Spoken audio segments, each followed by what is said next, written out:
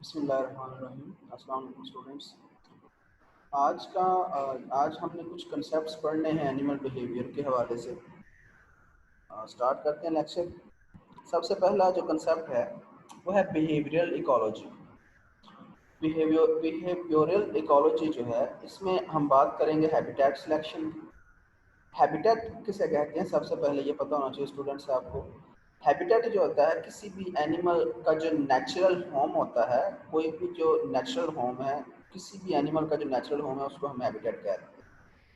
For example अगर हम line की बात करें तो लाइन का जो नेचुरल होम है वो फॉरेस्ट है, फॉरेस्ट के अंदर रह रहा है, वहाँ पर किसी गार के अंदर रह रहा है तो वो उसका जो नेचुरल होम है हम उसे बोलेंगे ये इसका हैबिटेट है। या किसी मतलब परिंदे का जो नेचुरल होम है वो फॉरेस्ट है, हम कहेंगे ये इसका हैबिटेट है। और वो उस हैबिटेट के अंदर वो आसानी से आज़ादाना तौर पर रह रहा है, आज़ादाना तौर पर शिकार कर सकता है, वो उसका हैबिटेट है। स्टूडेंट्स अमूमन ये समझते हैं कि कोई भी एनिमल, अब एक और चीज़ यहाँ पर जो मिसअंडरस्टैंडिंग क्रिएट करती है वो ये है, कोई भी एनिमल किसी भी हैबिट में, अमूमन स्टूडेंट्स को पूछता हूँ बताएं जो जू है, चिड़ियाघर है, चिड़ियाघर के अंदर कोई एनिमल रह रहा है तो क्या वो उसका हैबिटेट है? स्टूडेंट कहते हैं यस सर, चिड़ियाघर के अंदर कोई शेर रह रहा है तो वो उसका हैबिटेट है। नो, यहाँ पर बात हुई है नेचुरल होम की। चिड़ियाघर उस शेर का नेचुरल होम नहीं है, वहाँ पर वो कैद है। नेचुरल होम वही है जहाँ पर वो पैदा हुआ, जहाँ पर शिकार कर रहा है, आज़ादाना तौर पर शिकार कर रहा है, आज़ादाना तौर पर जो है वो मीटिंग कर रहा है, रिप्रोड्यूस कर रहा है, ये उसका जो नेचुरल होम होता है उसे बोलते हैं हैबिटेट। तो मतलब हैबिटेट फॉरेस्ट ही है, चिड़ियाघर नहीं है, चिड़ियाघर में उसे कैद किया गया है। तो habitat selection mean animals choice of a place to live. Animal किसी भी जगह को जो रहने के लिए चुनता है हम उसे बोलते हैं कि वो हैबिटेट सिलेक्ट कर रहे हैं अपना, उसे बोलते हैं हैबिटेट सिलेक्शन। अब बाज़ दफ़ा जो है जो नेचुरल होम जहाँ पर एनिमल पैदा हुआ होता है वहाँ पर फूड रिसोर्सेज कम हो जाते हैं, या वहाँ पर कोई भी डिज़ास्टर आ जाता है तो एनिमल कोई नई प्लेस को ढूंढेगा और उस नई प्लेस के अंदर आज़ादाना तौर पर जाकर रहेगा। तो वो उसका जो है वो एनिमल अपना हैबिटेट सिलेक्ट कर रहा है। तो एनिमल की जो चॉइस होती है किसी भी जगह पर रहने की उसे हम बोलते हैं हैबिटेट सिलेक्शन। अब जब एनिमल किसी भी जगह को अपने हैबिटेट के तौर पर चुनता है तो वो मतलब देखता है, कुछ चीज़ों को देख रहा है, कुछ फैक्टर्स को देख रहा है, क्या उसको नई जगह पर वो तमाम चीज़ें मुयस्सर हैं या नहीं। तो एनिमल जो है, अगर देखें ना इंसान की भी बात करें तो इंसान को भी अगर ये आज़ादी दी जाए कि आप जो है किसी भी जगह पर अपना घर जो है वो ख़रीद सकते हैं और आपको मतलब फ्री ऑफ कॉस्ट घर मिलना है, या चलें आपके पास पैसे हैं तो आप पैसा इन्वेस्ट कर रहे हैं, तो इंसान भी जो है उस इलाके के अंदर घर देखना चाहेगा जहाँ पर उसे तमाम तर सहूलियात मिले। वो इलाका देखेगा जहाँ पर रोशनी प्रॉपर पहुँचती हो, वो इलाका देखेगा जहाँ पर प्रॉपर हवा पहुँचती हो, पानी का अच्छा इंतज़ाम हो और वहाँ पर गर्मी ज़्यादा ना हो, सर्दी ज़्यादा ना हो। इसके अलावा अगर हम बात करें तो स्कूल हो, वहाँ पर हॉस्पिटल हो, यानी उसकी सहूलियात की तमाम तर चीज़ें अगर वहाँ पर मौजूद हैं। अब तो एनिमल और वो इलाका देखेगा जहाँ पर उसका दुश्मन ना हो। ये भी देखे ना, एनिमल वो इलाका देखेगा जहाँ पर उसके दोस्त ज़्यादा हों, दुश्मन ना हो। तो इसी तरीके से जो एनिमल होते हैं, एनिमल भी जब अपना हैबिटेट सेलेक्ट करते हैं तो वो कुछ फैक्टर्स देखते हैं, कुछ चीज़ों को देखते हैं। दो तरह के मेजर फैक्टर होते हैं जब एनिमल किसी भी अपने हैबिटेट को सेलेक्ट करता है। तो पहला यहाँ पर जो फैक्टर है वो है फिजियोलॉजिकल टॉलरेंस लिमिट और दूसरा फैक्टर है चॉइस ऑफ एनिमल्स। हम पहला फैक्टर यहाँ पे डिस्कस करते हैं, physiological tolerance limit. Physiological tolerance limit के अंदर एनिमल जब नया घर ढूंढ रहा होता है तो वो देखता है क्या उस इलाके के अंदर जो उस इलाके की फिजियोलॉजिकल कंडीशंस हैं, क्या वो उस उनको टॉलरेट कर सकता है या बियर कर सकता है। उसकी जो बॉडी है, क्या उसकी बॉडी के अंदर ऐसी एवोल्यूशन हुई है जो कि उसकी बॉडी उस इलाके के अंदर जितनी भी लिमिट्स हैं, पैरामीटर्स हैं उस इलाके के अंदर, for example temperature, humidity, water, salinity, क्या उसकी बॉडी इन तमाम चीज़ों को बियर कर सकेगी।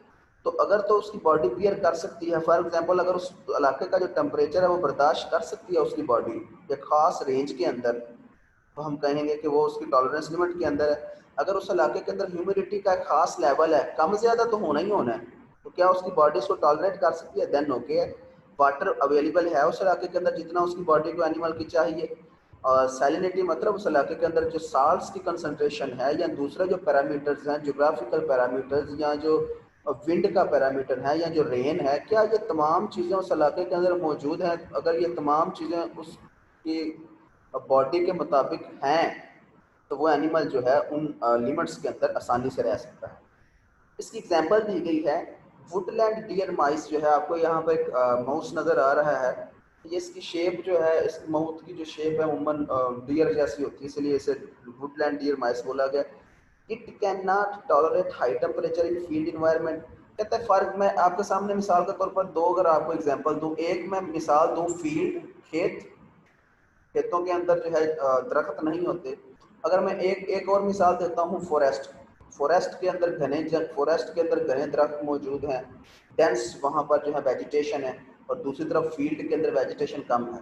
तो मैं अगर आपसे ये पूछूं कहाँ पर गर्मी ज़्यादा होगी, तो आप कहेंगे सर जो टेम्परेचर हाई है वो फील्ड के अंदर टेम्परेचर हाई होगा, फॉरेस्ट के अंदर क्योंकि सायादार जगह बन जाना उसने, लिहाजा वहाँ पर टेम्परेचर लो होगा। तो ये जो आपके सामने माइस आपको नज़र आ रहा है, ये हाई टेम्परेचर को बर्दाश्त नहीं कर सकता। मतलब फिर मैं ये कह सकता हूँ कि ये फील्ड इन्वायरमेंट के अंदर हाई टेम्परेचर होता है, वहाँ पर नहीं रह सकता। तो इसलिए जो है ये अमूमन ऐसा हैबिटेट सेलेक्ट करेगा, यानी हैबिटेट कौन सा भी ये सेलेक्ट करेगा, फॉरेस्ट। तो फॉरेस्ट के अंदर टेम्परेचर की जो लिमिट है वो नॉर्मल है, टेम्परेचर इसकी बॉडी के मुताबिक है, तो लिहाजा ये ऐसे इन्वायरमेंट को पसंद करेगा जहाँ पर अमूमन टेम्परेचर जो है वो नॉर्मल लिमिट के अंदर होता है। उसके बाद जो है यहाँ पर दूसरी जो हम देखते हैं कि एक तो एनिमल देखते हैं उस इलाके के अंदर जहाँ पर उसने रहना क्या, उसके अंदर तमाम के तमाम फिजियोलॉजिकल जो टॉलरेंस लिमिट है वो पूरी हैं, जो उसकी उसकी बॉडी के मुताबिक है। दूसरी जो चीज़ एनिमल देखता है वो चॉइस ऑफ एनिमल, कि एनिमल मुख्तलिफ चीज़ों को अब देखेगा। कौन कौन सी चीज़ों को देखेगा? अवेलेबल फूड, वो देखेगा क्या वहाँ पर फूड मौजूद है जिस इलाके के अंदर रहने के लिए जा रहा है। अगर वो तमाम तक बकाया चीज़ें पूरी हैं, अब जो नेक्स्ट बारी है उसने देखना क्या वहाँ पर फूड भी है, तो उसने फूड होनी है तो उसने जिंदा रखना है। इसके अलावा वो देखेगा नेक्स्ट साइट, अगर एनिमल वहाँ पर जा रहा है तो क्या वहाँ पर अगर किसी परिंदे ने घोंसला बनाना है तो घोंसला बनाने के लिए प्रॉपर साइट्स मौजूद हैं, या किसी अगर शेर फॉर एग्जांपल किसी इलाके के अंदर जा रहा है तो वो देखेगा क्या गुगार भी मौजूद है, लेक ऑफ प्रेडेटर। इसके अलावा एनिमल देखेगा क्या उसका वहाँ पर प्रेडेटर तो नहीं है, क्योंकि अगर प्रेडेटर होगा तो एनिमल को ज़्यादा जो है ना खतरा हर वक्त रहना है कि वो कहीं पर कोई इस पर अटैक ना कर दे, इसलिए एनिमल उमूमन ऐसा इलाका देखेगा जहाँ पर प्रेडेटर थोड़े होंगे उसके। पास्ट एक्सपीरियंस का मतलब ये है कि एनिमल पास्ट एक्सपीरियंसेस को भी देखेगा, क्या उसने अपने पास्ट लाइफ के अंदर कोई ऐसा हैबिटेट तो नहीं है, यानी उसकी पास्ट लाइफ के अंदर अगर कोई हैबिटेट बुरा आया था तो वो देखेगा क्या ये हैबिटेट उस जैसा तो नहीं है। अगर ये हैबिटेट उसी जैसा होगा वो उसको छोड़ देगा। अगर उसकी ज़िंदगी के अंदर उससे पहले कोई हैबिटेट अच्छा इन्वायरमेंट वाला आया था तो वो कंपैरिजन करेगा ये वाला इन्वायरमेंट उस जैसा है करंट इन्वायरमेंट या नहीं, यानी अपने पास्ट एक्सपीरियंस को भी देखकर जो है वो एनिमल चॉइस कर रहा होता है अच्छे हैबिटेट की। इसकी इसी की एग्जांपल वुडलैंड डियर माइस की ही एग्जांपल है यहाँ पर भी, कि ये जो माइस है ये प्रेफर करता है areas with larger trees with in forest. ये कोशिश करेगा कि क्योंकि फॉरेस्ट के अंदर दरख्त भी बड़े बड़े होते हैं, अगर दरख्त वहाँ पर बड़े हैं तो स्टूडेंट्स उन दरख्तों के अंदर, उन दरख्तों के नीचे जो है वहाँ पर इसे फूड भी ज़्यादा मिलेगी, लिहाजा बड़े दरख्त हैं, घने जंगलात है, वहाँ पर फूड भी ज़्यादा है। अब ये फूड इसकी फूड के अंदर क्या क्या चीज़ें शामिल हैं? इसकी फूड के अंदर अकॉन्स, एकॉन्स जो है एनिमल्स हैं स्मॉल जो है, पीच नट्स, ये नट्स की एक खास किस्म है, यानी ये ज़्यादा ये फूड ये यूज़ करता है। इसके अलावा ट्रीज आल्सो प्रोवाइड नेस्ट और शेल्टर, जो घने जंगलात हैं उनके अंदर जो दरख्त हैं वो इस उसको जो है ना वो नेस्ट में रहने के लिए जगह भी प्रोवाइड कर रही हैं, शेल्टर भी प्रोवाइड करते हैं। तो जब भी एनिमल हैबिटेट को सिलेक्ट करेगा वो अपने तमाम तर ज़रूरियात को मद्देनज़र रखते हुए, और उसकी ज़रूरियात में हमने पढ़ी है एक चॉइस ऑफ एनिमल, दूसरी जो हमने बेसिक इसकी टाइप पढ़ी है और टॉलरेंस लिमिट देखी है हमने फिजियोलॉजिकल कंडीशंस की, इनको देखकर वो हैबिटेट को सिलेक्ट करता है। इसके बाद जो है अगला जो टॉपिक है वो है foraging behaviour. Foraging foraging behaviour, forage मतलब ढूंढना है। ये एनिमल्स का ऐसा बिहेवियर है जिसमें एनिमल्स फूड ढूंढने के लिए जा रहे होते हैं। तो यानी इसका है क्या, process of locate food resources, यानी ये एक ऐसा प्रोसेस है जिसमें एनिमल, कोई भी जो एनिमल है अपने फूड को ढूंढने के लिए वो जो जाता है, कोशिश करता है फूड को ढूंढने के लिए, मुख्तलिफ इलाके घूमता फिरता है। तो इसको हम बोलते हैं, ये उसका जो बिहेवियर है फूड को ढूंढने का, इस बिहेवियर को नाम देते हैं foraging behaviour. Animals must consume food to survive. Animals को फूड क्यों चाहिए? क्योंकि फूड के अंदर जो है वो एनर्जी मौजूद है, उस एनर्जी से एनिमल ने जिंदा रहना है, उसकी बॉडी के तमाम फंक्शंस वो एनर्जी यूज़ करेंगे, इसलिए एनिमल ने फूड को कंज्यूम करना है तो ही जिंदा रहना है। और एनिमल्स जो होते हैं वो ज़्यादातर टाइम जो है वो फूड को लोकेट करने में ढूंढने में गुजारते हैं और उसको खाने में गुजारते हैं। तो animals most of the time to find and consume food, मतलब एनिमल्स का ज़्यादातर वक्त जो है फूड, अपनी फूड को ढूंढने और उसे खाने में लग जाता है। अब जो है फूड को ढूंढने में भी एनिमल कुछ चॉइस देख रहे होते हैं। जब एनिमल जो है फॉरेजिंग बिहेवियर जो होता है, यानी फूड को ढूंढने वाला बिहेवियर अख्तियार करते हैं, तो उसमें कुछ उन्हें कुछ चीज़ें देखनी होती हैं, उनकी कुछ चॉइसेस होती हैं। फॉर एग्जाम्पल पहली जो चीज़ है फूड को ढूंढ, ये नहीं है कि कोई भी फूड मिल जाए, एनिमल कोई भी फूड खा ले, ये उसके फॉरेजिंग बिहेवियर में शामिल है, नो। सबसे पहले एनिमल देखेगा what items are included in diet, उसकी जो खुराक है, जो उसकी डाइट है, उसके अंदर कौन कौन सी चीज़ें शामिल होनी चाहिए कि जो उसको सरवाइव करने में आसानी दें। दूसरे नंबर पर एनिमल जो कोशिश करे वो देखेगा food is not distributed evenly in environment. Food, अब जो फूड होती है, फूड, अब एनिमल ने कोई ऐसी फूड नहीं खा लेनी जिसके अंदर एनर्जी थोड़ी हो। हर एनिमल, अगर मैं मिसाल देता हूँ, कोई एनिमल बड़े साइज का है तो उसे ज़रूर फूड भी ऐसी खानी है कि वो उस फूड के अंदर एनर्जी ज़्यादा हो और उसकी बॉडी की ज़रूरियात को पूरी करे। दूसरी चीज़ ये है कि एनिमल जब फूड खा रहा होता है, जब फूड को ढूंढ रहा है, बल्कि जब फूड को वो ढूंढ रहा होता है, तो वो देख रहा होता है, वो ज़रूर ऑब्जर्व करता है कि उसकी जो फूड है वो पैचेस के अंदर है, क्लम्प्स के अंदर है। पैचेस में थोड़े थोड़े वक्फों पर पड़ी हुई है, क्लम्प्स में के ढेर की सूरत में उसकी फूड पड़ी हुई है। तो अगर वो थोड़े थोड़े वक्फों पर फूड पड़ी होगी तो एनिमल आसानी के साथ जो है वो एक जगह से दूसरी जगह जाए, दूसरी तीसरी जगह, क्लम्प ढेर की सूरत में होगा तो एक ही जगह पर जो है एनिमल्स का वो रश लग जाएगा। इसके अलावा food is reduced in patches. Food अमूमन जो है पैचेस के अंदर जो है फूड, सॉरी, पैचेस के अंदर फूड थोड़ी होती है। पैचेस के अंदर जो छोटे छोटे वक्फों पर फूड जो है अमूमन कम होती है, क्लम्प्स के अंदर फूड ज़्यादा है। अब ये तमाम जो एनिमल ने जो चीज़ें हैं इनको पहले उसने जो है ऑब्जर्व करना है, इसके बाद उसने फॉरेजिंग बिहेवियर इख्तियार करना है, यानी चीज़ों को ढूंढने के लिए जाना है। ये सारी चीज़ों को मद्देनजर रखते हुए फॉरेजिंग बिहेवियर इख्तियार किया जाता है। इसके बाद फॉरेजिंग बिहेवियर की अगर हम एग्जांपल लें तो एग्जांपल, पहले यहाँ पर एग्जांपल है हमिंग बर्ड एंड बीज की। हमिंग बर्ड यहाँ पर आपके सामने दुनिया का सबसे जो छोटा परिंदा है वो भी हमिंग बर्ड है, आपको नज़र आ रहा है सामने। बीज जो हैं, जो मक्खियाँ वगैरह हैं, ये विजिट, हमिंग बर्ड और जो मक्खियाँ हैं ये अमूमन जो फूलों का नेक्टर, जो रस होता है फूलों का, ये वो जो है ना उस पर डिपेंड करते हैं। Visit clumps of flower to obtain nectar, ये फूलों से नेक्टर चूसते हैं।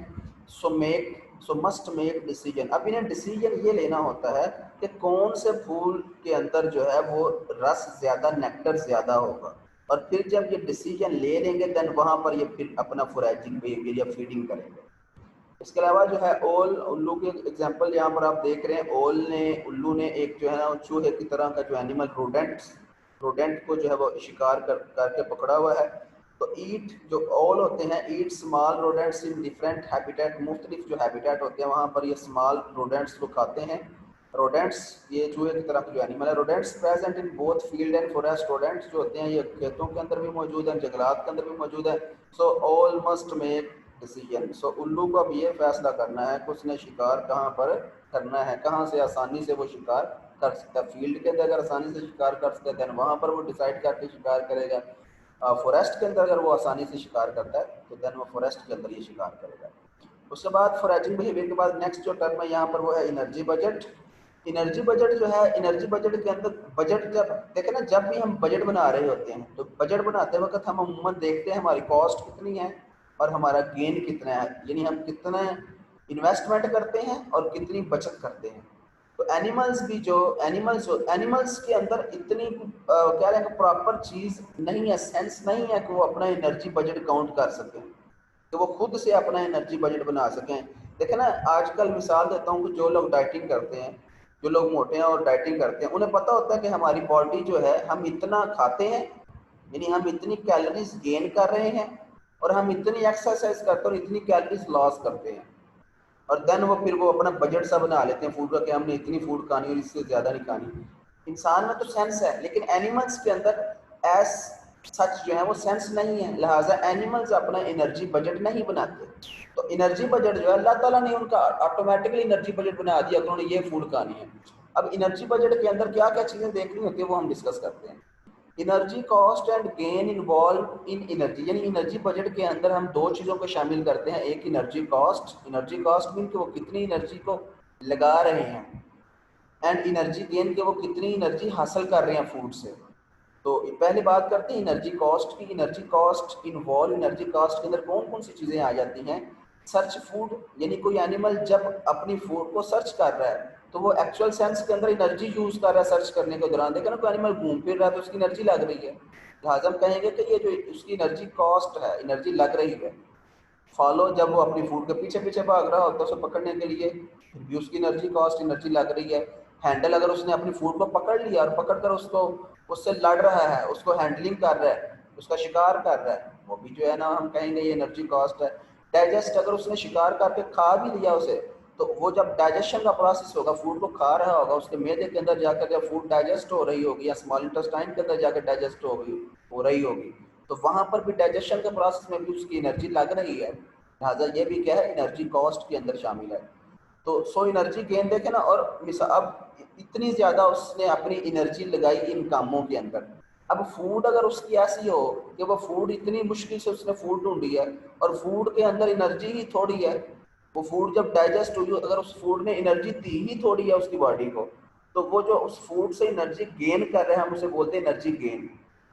तो एनिमल जो है कोई भी ऐसी फूड नहीं खाएगा कि वो उस फूड को ढूंढने में इतनी सारी एनिमल की एनर्जी लगी और उस फूड से एनिमल को थोड़ी सी एनर्जी मिली।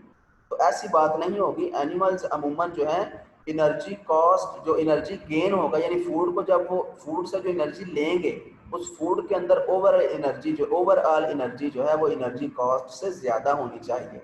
मैं मिसाल यहाँ पर देता हूँ। प्रेइंग मैंटस, आपका सामने एक यहाँ पर आपको इंसेक्ट नजर आ रहा है, इसका नाम है प्रेइंग मैंटस, ये मोथ है। प्रेइंग मैंटस की यहाँ पर एग्जाम्पल मैंने दी है कि फॉर एग्जाम्पल ये जो वैल्यूज लिखी है ये फर्जी वैल्यूज है। फॉर एग्जाम्पल मैं कहता हूँ ये अपनी फूड को जब लोकेट कर रहा होता है, मैं मिसाल देता हूँ, ये 500 जॉल एनर्जी खर्च करता है। अब इसके अलावा स्ट्राइक जब अपने शिकार के साथ लड़ रहा होता है तब भी फॉर एग्जांपल इसकी 500 जॉल एनर्जी लग जाती है। और जब अपने शिकार के ये विंग रिमूव करता है, किसी इंसेक्ट को ये पकड़ लेता है और उसके विंग्स उतार रहा होता है, तब भी फॉर एग्जांपल इसकी 500 जॉल एनर्जी लग जाती है। जब फूड को डाइजेस्ट कर रहा होता है फॉर एग्जांपल इसकी 400 जॉल एनर्जी लग जाती है। मतलब ये एनर्जी कॉस्ट थी, क्योंकि ये एनर्जी टोटल उसकी लगी है, तो टोटल एनर्जी कॉस्ट सबको अगर आप सम करें तो वो 1900 जॉल आ जाएगी, 1900 जॉल। अब तो जो इसने फूड खाई है, अब वो जो फूड खाई है उसके अंदर एनर्जी जो है, यानी एनर्जी गेन जो इसने करनी है वो 1900 से ज़्यादा होनी चाहिए। जो ये फूड खा रहा है उस फूड के अंदर जो एनर्जी है वो इस एनर्जी कॉस्ट 1900 वैल्यू से ज़्यादा होनी चाहिए, ताकि इसको फ़ायदा हो, नुकसान में ना जाए ये। नुकसान देखें ना, अगर एनर्जी फूड के अंदर कम होगी तो ये लॉस में है। तो एनिमल्स अमूमन जब एनर्जी बजट जो होता है एनिमल्स का, उनके अंदर एनर्जी गेन हमेशा एनर्जी कॉस्ट से ज़्यादा होनी चाहिए ताकि एनिमल्स सर्वाइव कर सकें। तो energy gain during absorption must be greater than ये energy gain during absorption must be greater than energy cost यहाँ पर आना था।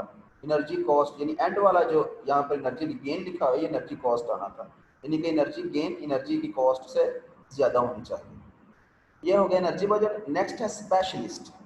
स्पेशलिस्ट किसे बोलते हैं? स्पेशलिस्ट द एनिमल, यानी एक जनरल टर्म है, ठीक है। The animal which have special diet and habitat, यानी वो एनिमल्स जिनकी जो डाइट है, खुराक जो है वो स्पेशल होती है, और उनका जो हैबिटेट है, मतलब उनके जो रहने की जगह है वो भी स्पेशल होती है। एनिमल हर जगह पर नहीं रह रहे होते, तो उनकी डाइट भी स्पेशल है और उनका हैबिटेट भी स्पेशल है, तो हम ऐसे एनिमल को नाम देते हैं स्पेशलिस्ट है वो एनिमल। फॉर एग्जांपल यहाँ पे आपको एक एनिमल जो नज़र आ रहा है इसका नाम है कोआला। कोआला जो है ये ऑस्ट्रेलियन मार्सुपियल मैमल है, ठीक है, मैमल है ये। उसके बाद ईट, ये क्या खाता है, यानी हमने पढ़ा है कि ये स्पेशलिस्ट की एग्जांपल है, तो मतलब इस एनिमल की जो फूड है वो भी स्पेशल होगी और जो इसका हैबिटेट है, रहने की जगह है, वो भी स्पेशल होगी। अब ये फूड कौन सी स्पेशल खाता है? ईट लीव्स ऑफ यूकलिप्टस ट्रीज, बेदे के दरख्त के जो पत्ते हैं ये खा रहा होता है। और अल्लाह ताला ने जो इसका डाइजेस्टिव सिस्टम है वो भी स्पेशल बना दिया है, जो कि सिर्फ और सिर्फ सफ़ेदे के पत्तों को ही प्रॉपरली डाइजेस्ट करेगा। तो digestive system adopted for these leaves, digestive system भी इसका सफ़ेदे के पत्तों को के ही हवाले से अल्लाह ताला ने इसका बनाया हुआ है। It can exploit particular resources only. अब ये जो है ये सिर्फ और सिर्फ इन ही रिसोर्सेज को इस्तेमाल कर सकता है। कौन सा रिसोर्सेज? यूकलिप्टस लीव्स को। इफ प्लांट, अगर खुदा ना खास्ता जिस जंगल के अंदर ये रह रहा है, और ये फिर देख रहे हैं इसका हैबिटेट कौन सा है। हैबिटेट इसका, जैसे जो इसकी फूड है वही इसका हैबिटेट है। फूड है जिसकी सफेदे के दरख्त के पत्ते, यूकलिप्टस लीव, तो इसका हैबिटेट भी तो वही होगा। सफेदे के दरख्तों, जहाँ पर सफेदे के दरख्त ज्यादा है जंगल के जिस हिस्से में, ये उसी हिस्से के अंदर रहेगा, ये उसका हैबिटेट है। अब अगर खुदा ना खास्ता सफेदे के जो दरख्त हैं, जो इसकी फूड है या जो इसका हैबिटेट है जहाँ पर, वहाँ पर कोई बीमारी लग जाती है सफेदे के पत्तों को, या सफेदे को कोई बीमारी लग जाती है, तो सफेदे सारे के सारे खत्म हो जाएंगे। देन ये एनिमल सिर्फ उस फूड पे डिपेंड कर रहा था, स्पेशल फूड पे, तो उस स्पेशल फूड के खत्म होने की वजह से ये एनिमल भी जो है ये सर्वाइव नहीं करेगा, इसको नुकसान पहुंचेगा। तो इन, अगर आप देखें तो इनकी फूड भी स्पेशल है, इनका हैबिटेट भी स्पेशल है। Koala will not able to survive, koala survive नहीं कर सकता। तो स्पेशलिस्ट जो होते हैं इनको यही प्रॉब्लम होती है कि अगर इनकी जो स्पेशल फूड है वो किसी भी फैक्टर की वजह से इन्वायरमेंट से खत्म हो गई तो ये सर्वाइव नहीं कर सकते, या इनके हैबिटेट को नुकसान पहुंच गया तो ये दूसरे हैबिटेट पे भी जिंदा नहीं रह सकते, क्योंकि उस हैबिटेट के अंदर इनकी फूड नहीं। उसके बाद अगली जो यहाँ पे टर्म है वो है जर्नलिस्ट। जर्नलिस्ट जो है, देखिए जनरलिस्ट, जनरल से वर्ड निकला है, आम, यानी ये स्पेशलिस्ट का उलट है, ऑपोजिट है ये उसका। For example the animals which, अगर इनकी डेफिनेशन करें, the animal which eat variety of food, ये वो एनिमल्स हैं जो कि स्पेशल नहीं होते, मतलब जनरल होते हैं, इनको जो भी फूड मिले मोस्टली हर फूड को तकरीबन ये खा लेते हैं। And have variety of habitat, और ये हैबिटेट भी इनका कोई एक नहीं है, हर जगह पर ये आसानी से रह सकते हैं। तो इसकी एग्जांपल जो ह्यूमन, देखें इंसान की, अगर आप, इंसान बहुत सारी फूड खा सकता है, वैरायटी ऑफ फूड इंसान खा रहा होता है, वैरायटी ऑफ प्लांट्स खा रहा है, वैरायटी ऑफ एनिमल्स खा रहा है। कोई एक एनिमल अगर इन्वायरमेंट से कम भी हो जाए तो उसको फर्क नहीं पड़ेगा, किसी और को खा लेगा। कोई एक प्लांट नहीं मिलता, किसी और प्लांट को खा लेगा।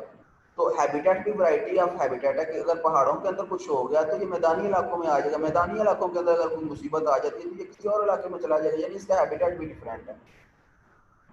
तो इसकी एग्जांपल ह्यूमन और यूरोपियन स्टारलिंग। यूरोपियन स्टारलिंग, ये आपके सामने एक परिंदा आपको नजर आ रहा है, ये यूरोपियन स्टारलिंग है।